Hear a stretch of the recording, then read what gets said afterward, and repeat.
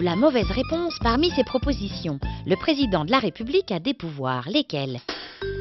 Celui de nommer les hauts fonctionnaires, de signer les lois, de diriger les armées, de voter les lois. Le président, comment il est élu? Le suffrage, c'est nous qui votons. Hein. C'est le chef de l'État, celui qui décide. Oh, il a énormément de rôles. C'est quand même le chef des armées. Et il travaille en partenariat avec tous les autres dirigeants des autres pays. C'est le chef d'État, voilà. Le président de la République est élu par les Français, on a par un scrutin de 2 tours. Au premier tour, il y a plein de candidats, et au deuxième tour, il n'y a plus que 2 candidats. Il y en a un qui gagne. Le président de la République est élu au suffrage universel direct. Il exerce une responsabilité générale sur toute une série de domaines. Je sais déjà que le président de la République est le chef de l'État et qu'il est élu au suffrage universel direct, c'est-à-dire par tous les Français. Les élections ont lieu tous les 5 ans. Le Premier ministre, il est nommé par le président de la République et il est donc viré aussi, démis de ses fonctions par le président de la République. Mais il ne peut pas nommer des personnalités qui n'auraient aucune représentativité des couleurs politiques majoritaires de l'Assemblée nationale. Et les ministres sont nommés aussi par le président de la République sur proposition du Premier ministre. En vérité, c'est une discussion entre le chef de l'État et le Premier ministre, plus qu'un système formel avec réellement un Premier ministre qui devrait faire des propositions.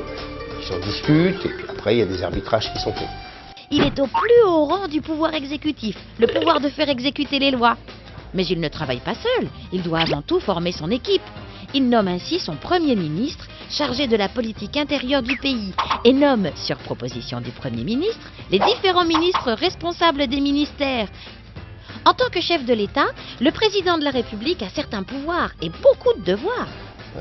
Quelqu'un qui a une autorité importante sur tout le fonctionnement de l'État, qui a des attributions et des compétences qui lui sont données par la Constitution, comme par exemple d'être le chef des armées, de diriger la politique étrangère de la France, et qui ensuite est contrôlé par un Parlement, avec des parlementaires qui votent les lois, mais aussi qui sont chargés de contrôler l'action de tout le gouvernement, faire en sorte de voir si les choses vont dans le bon ordre, dans le bon sens, si la loi qui a été votée est bien mise en application, si l'administration fait son travail, etc. Si la dépense publique est bien assurée. Le président de la République représente la France. C'est lui qui prend les grandes décisions avec nos voisins européens sur la politique européenne. Il est un peu un arbitre. Il représente l'autorité de l'État et assure le fonctionnement normal des pouvoirs publics. Le chef de l'État doit aussi faire respecter l'ordre et la loi. Il dirige ainsi les forces de police et il est le chef des armées. S'appuie sur une majorité au Parlement de députés et de sénateurs et qui, avec son gouvernement, met en œuvre les grandes propositions qu'il a pu faire durant la campagne électorale. Il s'assure que les lois sont bien respectées, mais il ne les vote pas.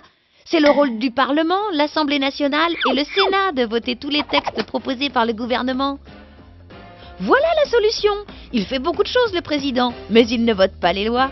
Les autres réponses sont bonnes.